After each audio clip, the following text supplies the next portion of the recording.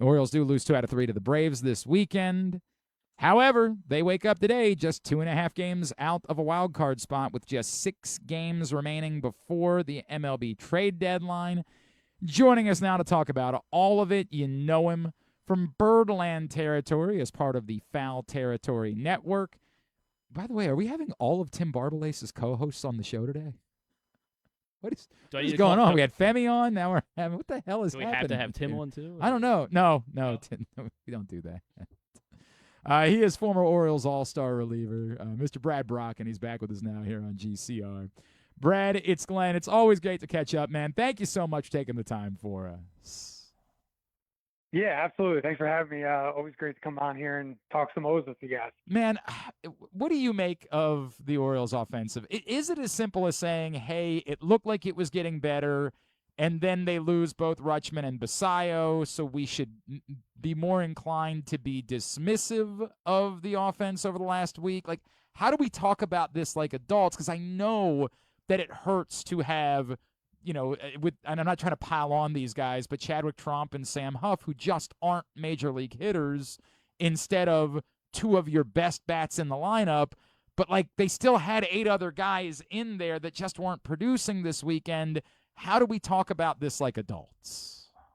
Yeah, yesterday on the podcast, we actually kind of talked about this at length. It's just not adding up. It's not making sense. Like, the offense to me was going to be the one thing that you weren't going to have to worry about this season. And the starting staff and the bullpen is pitching unbelievable, yet they're still 14-13 in their last 27 games. And it's just, like I said, it's just not adding up to me. I can't quite figure it out. I can't quite put my finger on it.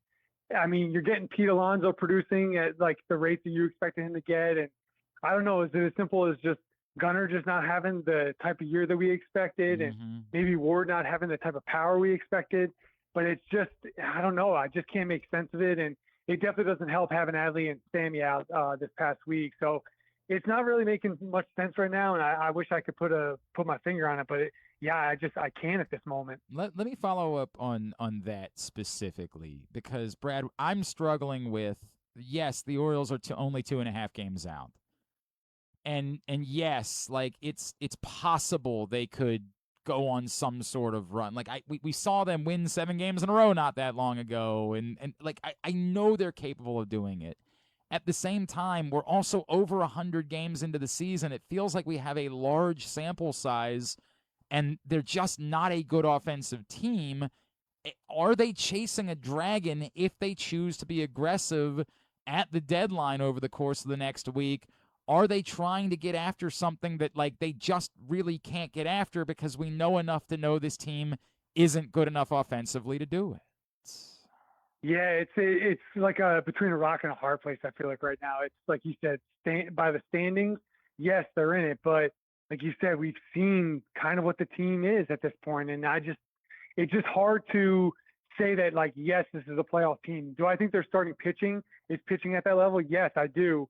It's just the other aspects of the game just aren't there. And it's kind of, you're still below 500 at this point. And like I said, the AL is just kind of wacky this year. So yes, by the standings, looking at that, you're in it. But I don't know, just by the eye test and having to watching this team throughout the entire season, it just doesn't say to me playoff team and to really go for it. But I don't know, the standings with the way they are this year, who knows? Maybe it's just a wacky year and you kind of go for it now. But I feel like if anything they do, I feel like they should do looking towards 2027 because the talent on this roster to me just it tells me it's a playoff team. It's just they're not performing, unfortunately, this year.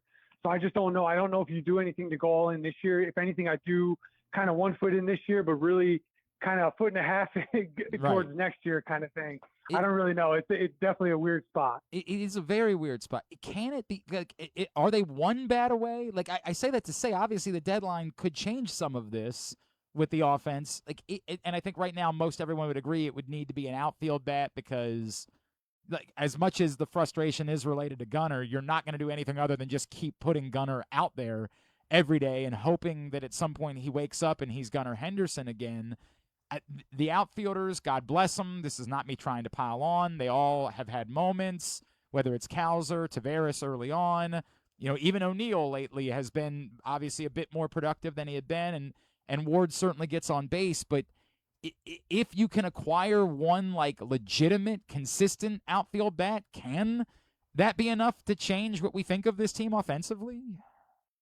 I don't know. I'm still not sure about that. I think like at this point to me, when you look at the glaring weakness of the offense, it's with runners in scoring position. So it's kind of okay, if you get another bat, is he gonna be the one that sways this whole thing the other way? I don't know. There's struggles to me with 2 outs and with runners in scoring position has just been such a glaring weakness of the offense as a whole. And I just don't know if that's going to change. Like, I don't know if a philosophy all of a sudden comes out there, or maybe guys just get hot and it happens. But to me, it's kind of like, I feel like they did enough during that 7-game win streak to kind of show what the team could be, but then they go and they lose 2 series in a row. And it's just been, I feel like it's been very frustrating at that point all season, because it's like, okay, yes, this is the team we expected. And then it kind of regresses back to, man, they've just been kind of doing this all year. And I just don't know if one bat is going to change all of that. I just feel like they have the bats that can do it. They're just not doing it at this point. And I feel like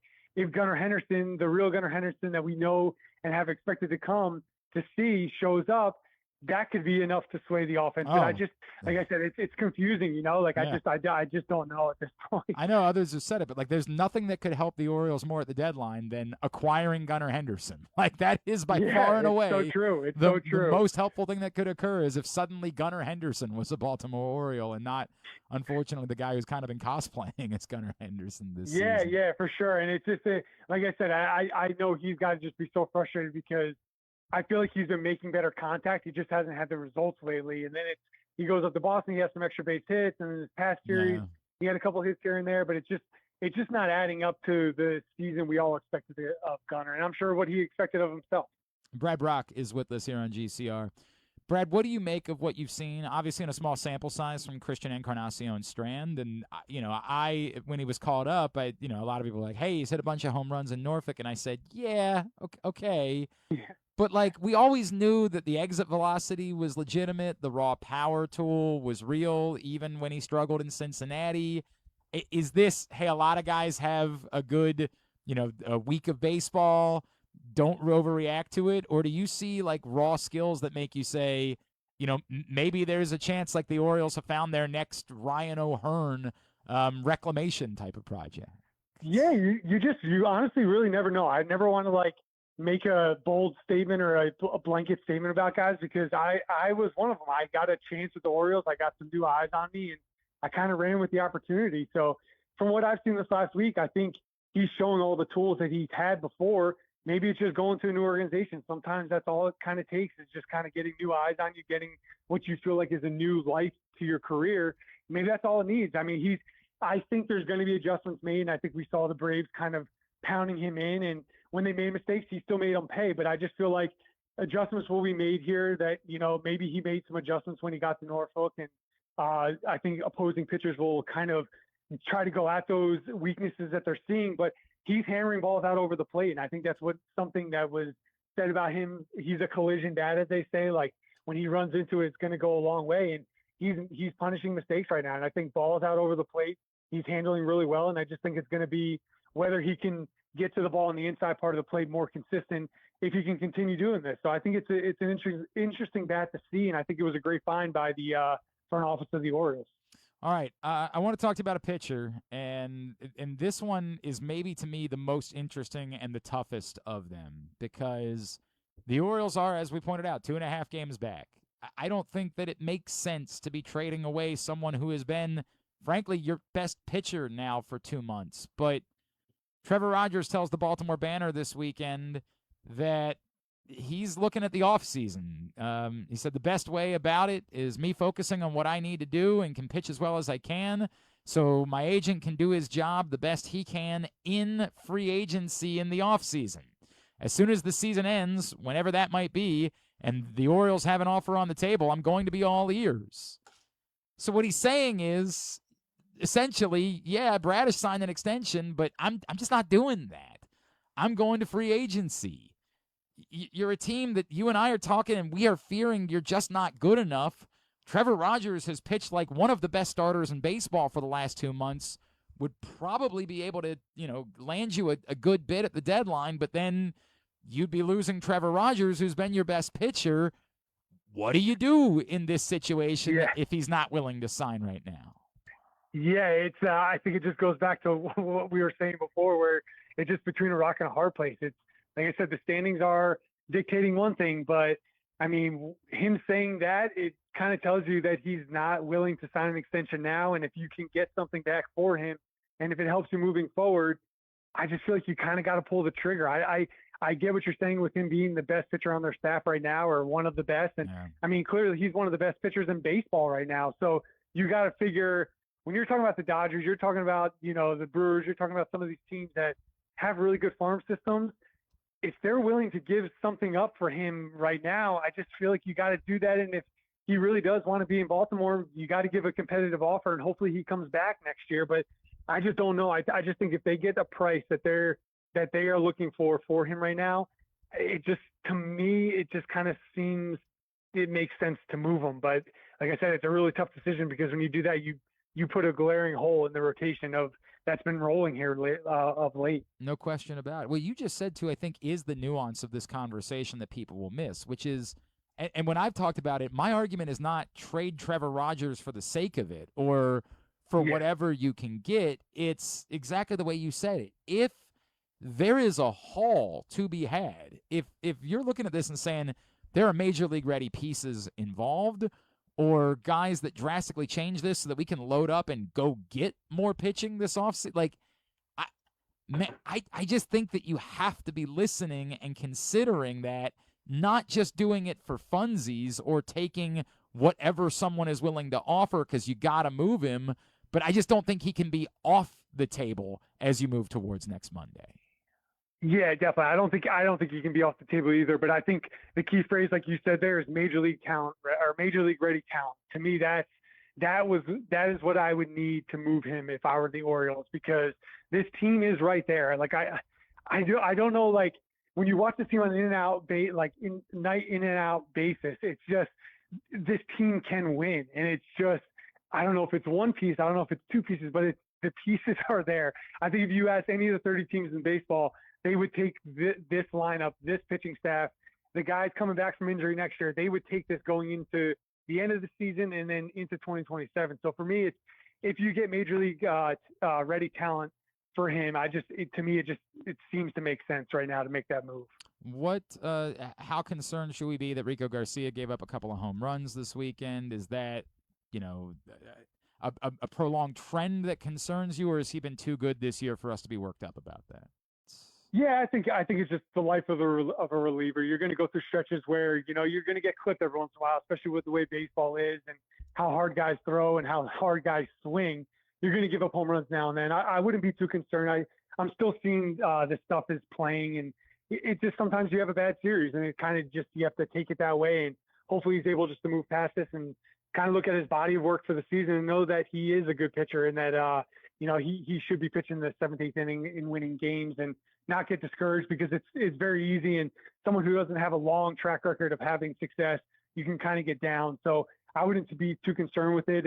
If it goes on for another week or 2 weeks, maybe you get concerned, but he's been too good this season for me to kind of worry about it. Yeah, I tend to agree with you. It's also maybe he score a few more runs, then we're not thinking about this quite as much. Yeah.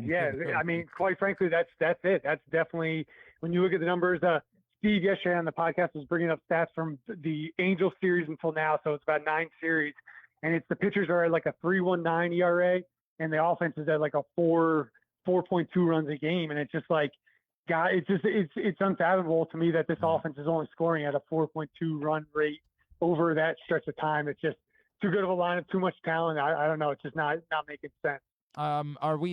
This is not, by the way, we can completely buy in on Brandon Young at this point, right? Like, this is no longer, this is a known commodity.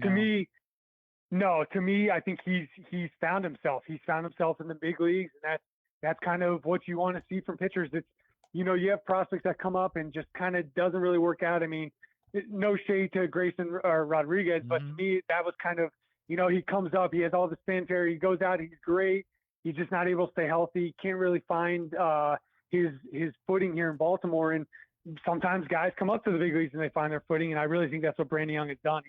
He's been unbelievable. He's found his confidence with his fastball, and this new splitter he's throwing to me is a career difference maker. And he's starting to mix in a better slider, and everything just seems to be trending up, and he's getting better with each start, and that's what you want to see from guys when they get called up. He is Brad Brach. We want to remind everybody about what they're getting at Birdland territory, sir. Yeah, I was actually going to give a shameless plug. We just had a really, really good episode with Chris Davis. If you're an Orioles fan, go check out Birdland Territory on YouTube or anywhere you can get your podcast. It was a very, very candid firsthand experience with Chris Davis. He was open and honest about his struggles at the end. He was just gushing about his love for Birdland, and it's a really, really good episode to check out, especially with this weekend coming up with him going into the Orioles Hall of Fame. That's awesome. Cool to have the two of you back together. That's really neat. And yeah, we are very excited about this weekend. And, the last couple of years we've been doing this, just celebrating those teams and what you guys were able to accomplish and sort of bringing life back to Baltimore baseball, which we will never forget. Brad Brach, always appreciate you, brother. Thanks for spending time with us. Let's do it again real soon, all right? Yeah, sounds good. Thanks for having me. Thanks.